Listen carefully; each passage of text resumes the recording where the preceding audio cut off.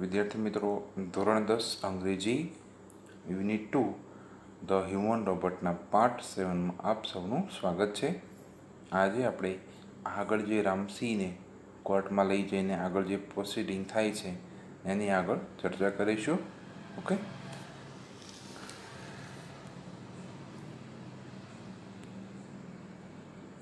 Come on, Ramsey 070, the judge said.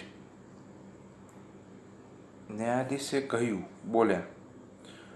બોલ રામસી, બોલ. બોલ Ramsi. Ramsey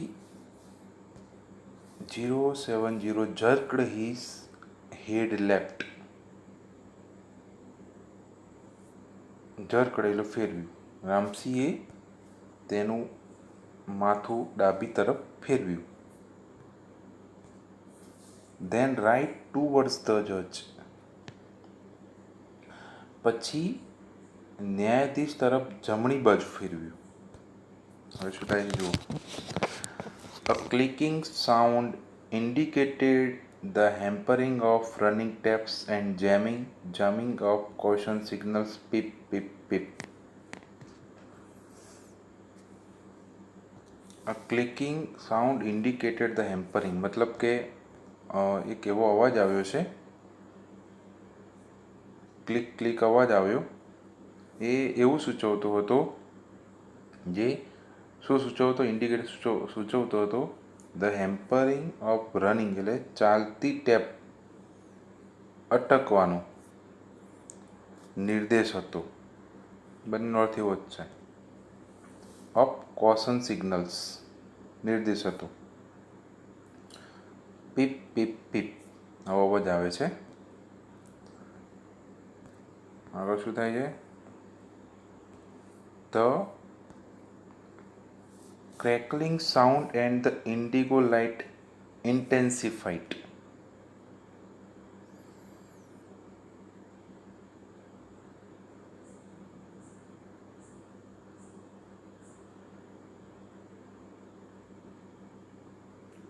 The crackling sound, crackling એટલે એક મોટો અવાજ.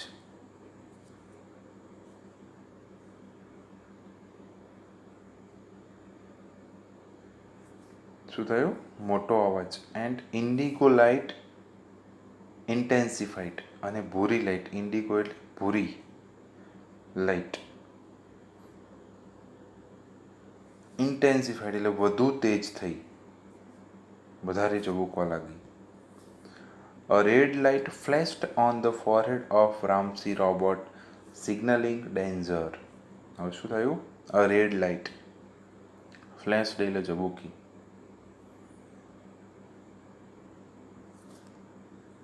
તો અહીં એવું થાય કે ડેન્જર એટલે કે ભય,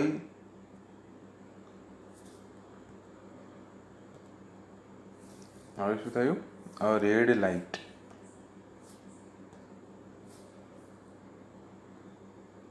red light flashed on the forehead, એના કપાળ ઉપર એક લાલ લાઇટ થઈ, ઝબૂકી. ઓફ રામસી રોબોટ, સિગ્નલિંગ શું ચેતવણી આપતી હતી અથવા સૂચવતી હતી? ડેન્જર ભય સૂચવતી હતી.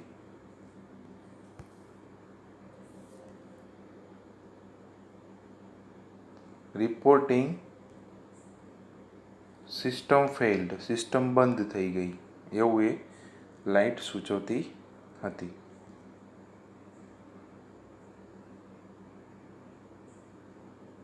Tiny shutters in the corner of his chest opened, displaying a small TV screen flashing, system disintegrated.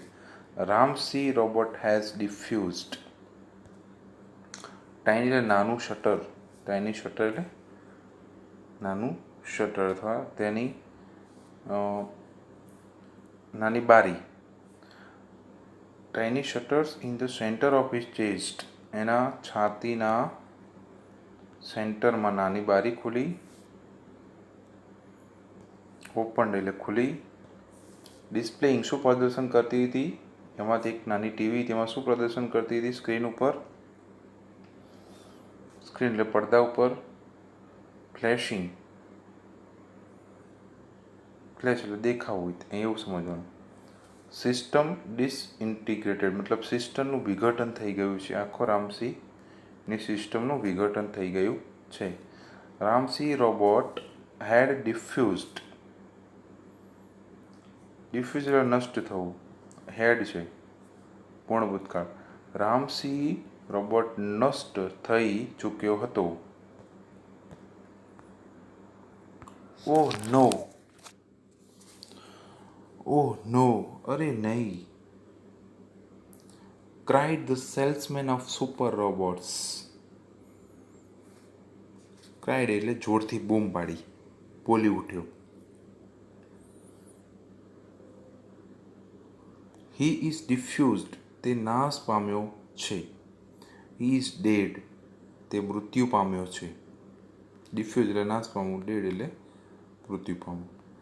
There was a hush in the courtroom. હશ એટલે શાંતિ.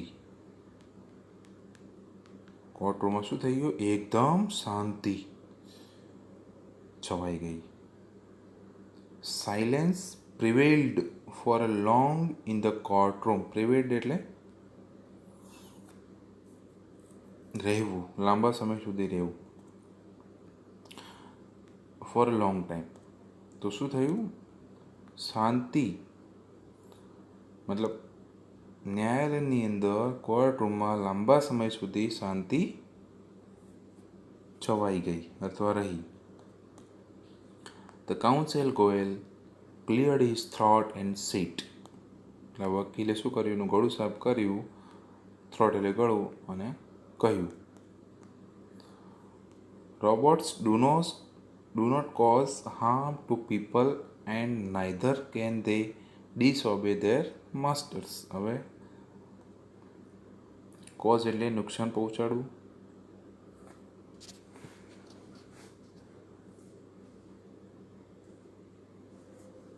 કોઝ હાર્મ એટલે નુકસાન પહોંચાડવું, પીપલ એટલે લોકો, નાઇધર એટલે હા કંજક્શન છે, ડિસઓબે એટલે આજ્ઞાનો અનાદર કરો, અને માસ્ટર એટલે સેટ. તો હવે શું થાય છે? Robots do not cause harm to people and neither can they disobey their masters. તો કે રોબોટ્સ જે છે લોકોને હાનિ પહોંચાડે નહીં અને તેમના માલિકની આજ્ઞાનું અનાદર પણ કરતા નથી, તો કરે નહીં. ધોઝ ઇન્સ્ટ્રક્શન્સ એટલે પેલી જે સૂચનાઓ હતી from mister Prem Chopra were not to be revealed. Revealed એટલે જાહેર કરવી. તો કે પેલી જે સૂચનાઓ હતી એને જાહેર એ પ્રેમ ચોપરાએ આપેલી હતી એ જાહેર કરવાની ન હતી. They could have been injurious to his own existence. They could have been injurious to his own existence. મતલબ શું થાય? તે એ સૂચનાઓ એમ, તે એટલે પેલી સૂચનાઓ, કુડ હેવ એટલે હતી, કુડ હેવ બીન એટલે હતી, ઇન્જરિયસ એટલે હાનિકારક, ટુ હિઝ ઓવન એક્ઝિસ્ટન્સ એના પોતાના અસ્તિત્વ માટે કેવી હતી? એ હાનિકારક હતી.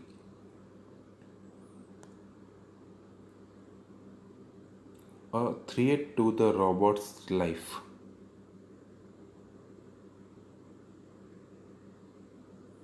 એક રોબોટના જીવન માટે કેવી હતી? એ જોખમરૂપ. થ્રેટ એટલે જોખમરૂપ હતી.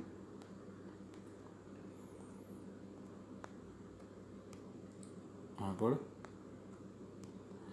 ઇફ હી રિવીલ્ડ ધેમ, જો એણે એ જાહેર કરી હોત, સૂચનાઓ એને બહાર પાડી હોત, હી વુડ ડિસઓબે હિઝ માસ્ટર્સ, તો પછી એ શું કરત? એના માલિકની આજ્ઞાનું અનાદર કર્યો કહેવત. ઇફ હી ડીડ નોટ, જો તેણે એવું ના કર્યું હોત, હી વુડ હાર્મ અધર્સ, એ બીજાને શું કરત? નુકસાન પહોંચાડો.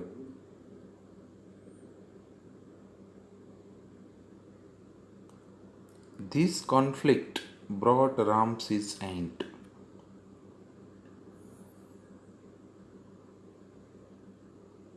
તો આ સંઘર્ષ, કોન્ફ્લિક્ટ એટલે સંઘર્ષ હતો, આ સંઘર્ષના કારણે શું થયું? રામસીનો બ્રોટ એટલે આવ્યું એમ, અંત આવ્યો. રામસીસ એન્ડ, રામસીનો અંત આવ્યો આ સંઘર્ષના કારણે. જો ચોઝ છે, CHOOS, ચોઝનું ભૂતકાળ છે chose. He chose to break apart rather than tell a lie, hurting human beings or becoming unfaithful. તો એને શું નક્કી કર્યું? He chose to break apart. તો કે અહીંયાથી એનું ગુજરાતી છે ખોટું બોલવું, હર્ટ એટલે માનવીને ઈજા પહોંચાડવી અથવા દગો કરવો, બીકમિંગ અનફેથફુલ એટલે દગો કરવો. એના કરતાં એને શું નક્કી કર્યું? તેને બદલે તેને નષ્ટ થવાનું નક્કી કર્યું, અથવા આવી રીતે નક્કી કર્યો. આવી રીતે પણ કરી શકાય. હી ચોઝ ટુ બ્રેક અપાર્ટ, તેને નષ્ટ થવાનું નક્કી કર્યું. શાના કરતાં? જૂઠું બોલવા કરતાં, માણસોને ઈજા પહોંચાડવા કરતાં, દગાખોર અથવા દગો કરવાને બદલે તેને નષ્ટ થવાનું નક્કી કર્યું. Traces of pain and depression marked the counsel's face.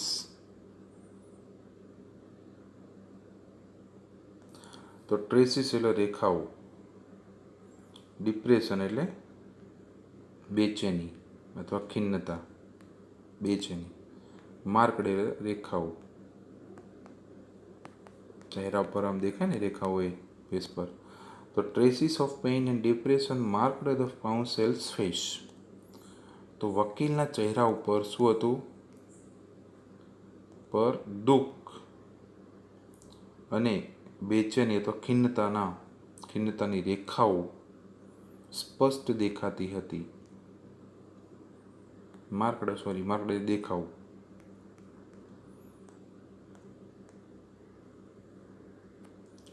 તો જજ પોન્ડર્ડ એટલે વિચાર કરવો, ના પર વિચાર કરવો. પોન્ડર એટલે આમ થોડું વિચાર, મતલબ કોઈ ઇસ્યુ હોય, આમ થિંક એટલે વિચાર કરવું થાય, પણ કોઈ એવો ઇસ્યુ હોય કે જેના પર નિર્ણય લેવા માટે બહુ વિચારવું પડે, તેને કહેવાય પોન્ડર્ડ. અથવા કોઈ દોષીને સજા આપવી હોય અથવા નિર્દોષ કોઈ વ્યક્તિને સજા અથવા નિર્દોષ જાહેર કરવી ત્યારે પોન્ડર શબ્દ વપરાય. તો ધ જજ પોન્ડર્ડ ફોર અ વાઇલ એન્ડ પ્રોક્લેમ્ડ એટલે જાહેર કરવું, ચુકાદો જાહેર કરવો. ધ જજ પોન્ડર્ડ ફોર અ વાઇલ, થોડાક સમય માટે ન્યાયાધીશે વિચારીને પ્રોક્લેમ્ડ જાહેર કર્યું. The court declares Prem Chopra guilty of theft. Declares એટલે જાહેર કરવું, થેફ્ટ એટલે ચોરી, અને ગિલ્ટી એટલે દોષી. તો શું કહે છે?